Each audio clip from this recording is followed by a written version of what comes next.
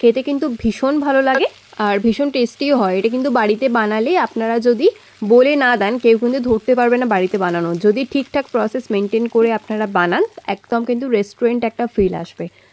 নমস্কার সবাইকে, আবারও চলে এলাম একটা নতুন রেসিপি নিয়ে।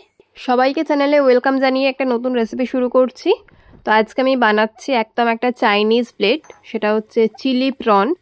একদম বানাবো রেস্টুরেন্ট স্টাইলে, তো শেষ পর্যন্ত দেখতে থাকুন স্কিপ না করে। প্রথমেই আমার লাগছে চিংড়ি। আমি কিন্তু চিংড়িটা খোসা ছাড়িয়ে নিয়েছি। খোসা ছাড়িয়ে ভালোভাবে ধুয়ে মিনিট 15 মতো নুন দিয়ে মাখিয়ে রেখেছিলাম।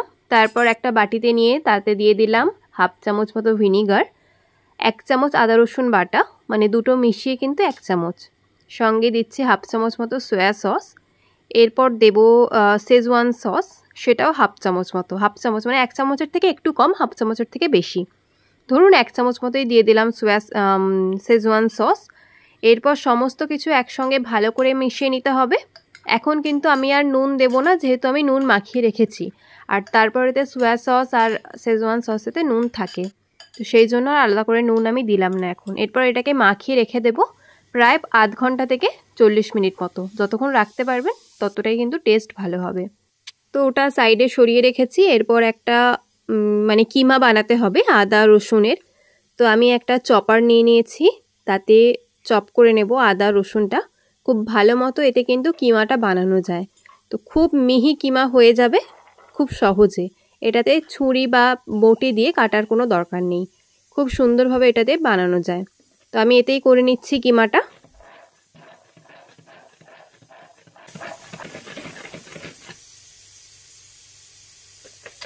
এদিকে দেখুন কিমা রেডি হয়ে গেছে। কতটা সহজে একদম ছোট ছোট মিহি কিমা তৈরি হয়ে গেল।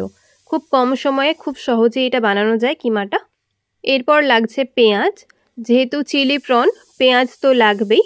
তো পেঁয়াজ আমি একটা পেঁয়াজকে 4 টুকরো করে নিয়েছি। এরপর পেঁয়াজের এক একটা পার্ট মানে খোসাগুলো ছাড়িয়ে নেব। প্রত্যেকটা পার্ট আমি ছাড়িয়ে নিচ্ছি। চিলি চিকেনে যেমনভাবে আমরা বানাই, তো পেঁয়াজটা এখানে সেইভাবেই আমাদেরকে বানিয়ে নিতে হবে। এরপর ব্যাটারটা রেডি করতে হবে। তার জন্য একটা পাত্র নিয়েছি, তাতে দিয়ে দেব 3 চামচ কর্নফ্লাওয়ার, সঙ্গে দেব 2 চামচ ময়দা। 3 চামচ কর্নফ্লাওয়ার সঙ্গে 2 চামচ ময়দা।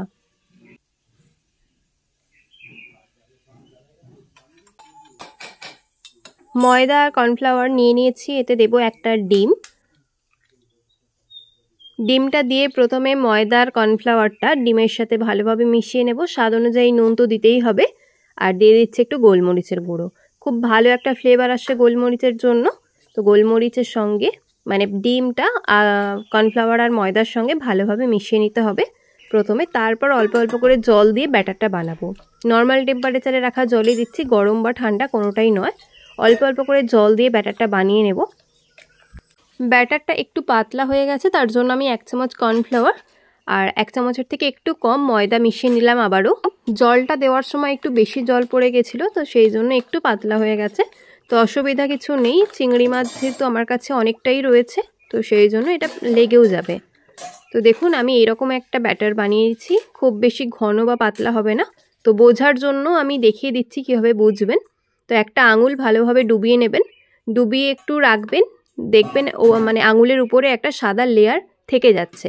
যদি দেখেন লেয়ারটা সঙ্গে সঙ্গে ক্লিয়ার হয়ে গেছে, তাহলে জানবেন এটা কিন্তু পাতলা হয়ে গেছে। আর যদি লেয়ারটা রয়ে যায় সাদা কালারের, তাহলে জানবেন একদম প্রপার হয়েছে।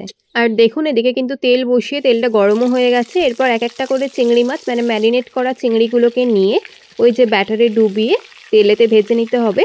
ফ্লেমটাকে মিডিয়ামে রাখবেন, নাহলে কিন্তু সঙ্গে সঙ্গে উপরটা কালার হয়ে যাবে বা পুড়ে যেতে পারে। তো সেই জন্য ফ্লেমটাকে মিডিয়ামে রেখে উল্টে পাল্টে মিনিট 2-3 মতো ভেজে নিতে হবে, তাহলেই কিন্তু চিংড়িগুলো রেডি হয়ে যাবে। অবশ্যই চিংড়িগুলো কিন্তু খুব বেশি ভাজবেন না, তাহলে চিংড়িগুলো রাবারের মতো হয়ে যাবে। তো সেই জন্যই বলছি একদম কম সময়ে জাস্ট 2 থেকে 3 বার উল্টে পাল্টে নিয়েই 2 থেকে 3 মিনিট, তারপরেই সঙ্গে সঙ্গে তুলে নিতে হবে। বেশিক্ষণ একদমই রাখবেন না বা রাখার কোনো প্রয়োজনও হবে না। তো দেখুন এখানে চিংড়িগুলোকে আমি তুলে নিলাম। তো এরপর আমি বাদবাকি রান্নাটা করব। এদিকে সবগুলো চিংড়ি মাছ আমি ভেজে নিয়েছি, একটা কড়াই বসিয়ে দিয়েছি। এরপর ফাইনাল রান্নাটা হবে, তার জন্য কড়াই বসিয়ে ওই যে চিংড়ি ভেজেছিলাম সেই তেলটাই দিয়ে দিলাম কিছুটা। এরপর ওই যে আদা রসুনের কিমা দিয়ে দেবো 2.5 চামচ মতো। তো এখানে আদা রসুনের কিমাটা দেওয়ার পরে এই যে ফেনাটা উঠছে, কারণ চিংড়িগুলো ভাজার সময় তাতে ডিম দেওয়া ছিল, তো সেই জন্যই ফেনাটা হচ্ছে। তো এরপর পেঁয়াজটা দিলেই ফেনাটা সঙ্গে সঙ্গে কেটে যাবে। তো এরপর দিয়ে দেবো পেঁয়াজের যে পাটগুলো ছাড়িয়ে রেখেছিলাম সেগুলো দিয়ে দিলাম। দেখুন সঙ্গে সঙ্গে কিন্তু ফেনাটা কাটতে শুরু করে দিয়েছে। এই সময় কিন্তু ফ্লেমটাকে হাইতে রেখে একদম ঘড়ি ধরে 4 থেকে 5 মিনিট মতো ভেজে নেবেন, কারণ বেশিক্ষণ ভাজার একদমই দরকার নেই। এতে অ্যাড করব ক্যাপসিকামটাও চৌকো চৌকো করে কেটে রেখেছিলাম। তো যেহেতু চাইনিজ তাই সব কিছু একটু ক্রাঞ্চি থাকবে, ক্রাঞ্চি থাকলেই খেতে ভালো লাগে, তো সেই জন্য একটু ক্রাঞ্চি থাকবে, খুব বেশি ভাজার দরকার নেই। 4 থেকে 5 মিনিট কিন্তু এগুলোর জন্য এনাফ। আর এরপর দিয়ে দেব ডার্ক সোয়া সস। আমি কিন্তু 3 মিনিট মতো ভেজে নিয়ে তারপর এগুলোকে দিয়ে দিচ্ছি সস যেগুলো দেব। তো ডার্ক সোয়া সস দিয়ে দেবো 1/2 চামচ মতো। এরপর দিয়ে দেবো একে একে অন্য যে সস দেব। এখানে শেজওয়ান সস দিয়ে দিচ্ছি 2 চামচ। তো শেজওয়ান সসটা কিন্তু দেবেন, টেস্ট কিন্তু ভীষণ ভালো হয়। পুরোটা রেড চিলি সসে করবেন না, শেজওয়ান সস দিলে কিন্তু টেস্ট দুর্দান্ত হয়। তো এখানে 2 চামচ দিয়ে দিলাম শেজওয়ান সস। এরপর দেব গ্রিন চিলি সস 1 চামচ। 1 চামচ দিচ্ছি গ্রিন চিলি সস। এটাতে কিন্তু ভীষণ একটা ভালো ফ্লেভার আসে, একদম দোকানে যেমন হয় সেরকম একটা ফ্লেভার পাবেন। 1 চামচ দিয়ে দিচ্ছি রেড চিলি সস। তাহলে দেখতেই পেলেন 1/2 চামচ সোয়া সস, 2 চামচ শেজওয়ান সস, 1 চামচ গ্রিন চিলি সস আর 1 চামচ রেড চিলি সস। এরপর সব কিছুকে ভালো করে মিশিয়ে নিতে হবে হাই ফ্লেমে রেখে। আমি এতে একটা জিনিস দিতে ভুলে গেছি, সেটা আমি সেই জন্য পরে অ্যাড করেছি, সেটা হচ্ছে 1 চামচ টমেটো কেচাপ। না হলে কিন্তু টেস্ট ব্যালেন্স হবে না, সেই জন্য একটু মিষ্টি টমেটো কেচাপটা দিতেই হবে একটু মিষ্টির জন্য। তো সব কিছুকে ভালো করে মিশিয়ে নিতে হবে।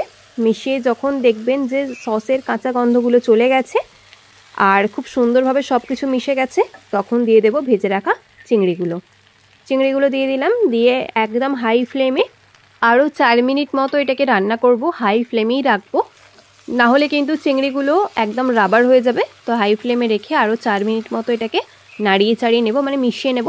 তাহলেই কিন্তু আমাদের ড্রাই চিলি প্রন একদম রেডি। এটা কিন্তু আপনারা রুটি সঙ্গে লুচি বা পরোটা বা সঙ্গে ফ্রায়েড রাইস, পোলাও সব কিছুর সঙ্গেই সার্ভ করতে পারেন। খেতে কিন্তু ভীষণ ভালো লাগে আর ভীষণ টেস্টিও হয়। এটা কিন্তু বাড়িতে বানালে আপনারা যদি বলে না দেন কেউ কিন্তু ধরতে পারবে না বাড়িতে বানানো। যদি ঠিকঠাক প্রসেস মেনটেন করে আপনারা বানান একদম কিন্তু রেস্টুরেন্ট একটা ফিল আসবে, দুর্দান্ত হয় খেতে। একটু আমি গোলমরিচ ছড়িয়ে দিলাম ঝালের জন্য। তো এরপর আমার কাছে যেহেতু রেড ক্যাপসিকামটা নেই, রেড বেল পেপার নেই, তো সেই জন্য এখানে আমি কয়েকটা টমেটো, মানে একটা টমেটোকে বীজগুলো ফেলে দিয়েছি যাতে সুন্দর একটা দেখতে হয়।